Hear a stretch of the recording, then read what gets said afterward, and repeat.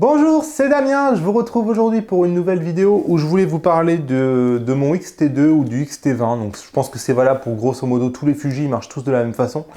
Et la vidéo, moi je trouve que ça fait quelques temps, donc maintenant que je fais de mes vidéos avec mon X-T2, et effectivement j'ai pas mal de mauvais commentaires, enfin pas mal. Pas tant que ça, mais j'ai eu 4-5 commentaires dernièrement me disant que j'avais un autofocus déroutant ou un autofocus qui patinait, ou des choses un peu bizarres sur mes vidéos, des fois des effets de moiré, des choses comme ça. Et en fait, voilà, moi, je suis vraiment désolé.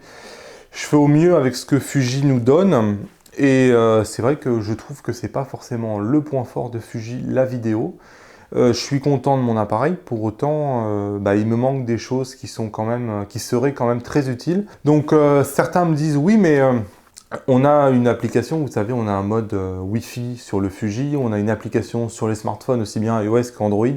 Hop, on sort l'application et on peut voir directement ce que voit l'appareil photo, on peut lui dire où faire le focus, etc. Donc dans de la vidéo, c'est quand même des choses qui vont être très utiles, puisque un des problèmes, c'est que je ne peux pas aller faire le focus derrière l'appareil photo si je ne suis pas ici et je suis tout seul pour faire mes vidéos.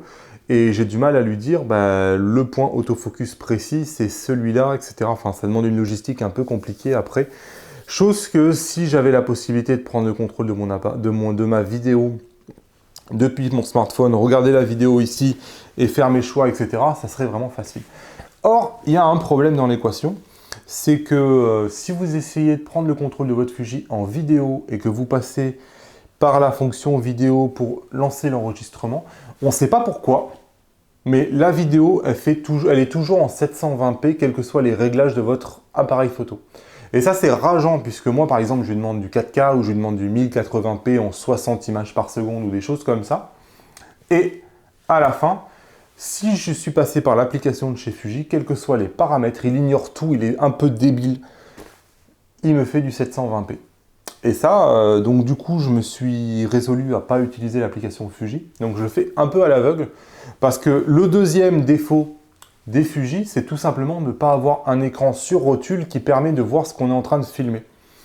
Là où la plupart des appareils photo aujourd'hui ont un écran qu'on peut... Donc je suis en train de me filmer comme ça, et hop, je tourne l'écran, donc j'ai l'écran ici, et je peux voir ce que l'écran est en train de filmer.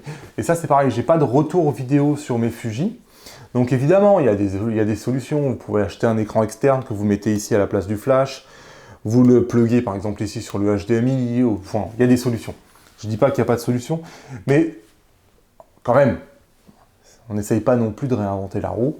Et je trouve dommage que sur les appareils les plus haut de gamme de chez Fujifilm, on n'ait pas ces fonctions-là qui permettent de faire de la vidéo confortablement et qui permettent de vraiment prendre du plaisir en vidéo. Voilà, je voulais vous préciser ces choses-là.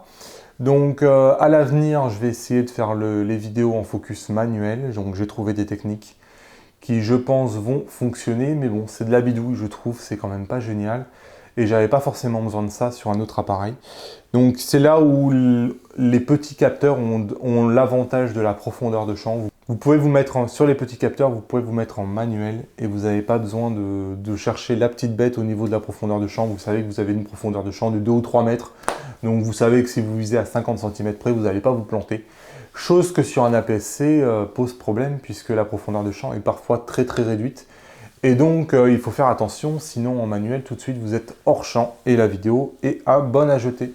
Voilà, si vous avez appris quelque chose, lâchez-moi un pouce levé vers le haut. Si vous avez des questions ou des commentaires, ça se passe en dessous, je vous réponds. Et si vous découvrez la chaîne, bienvenue, abonnez-vous en cliquant sur mon visage. Vous avez la cloche pour vous abonner en bas. Et moi je vous dis à bientôt dans de nouvelles vidéos. Salut! Vous êtes maintenant libre de vous abonner en cliquant sur mon visage. Je vous mets 2 vidéos qui pourraient vous intéresser, ainsi que le site internet sur lequel vous pouvez cliquer pour rejoindre le club privé.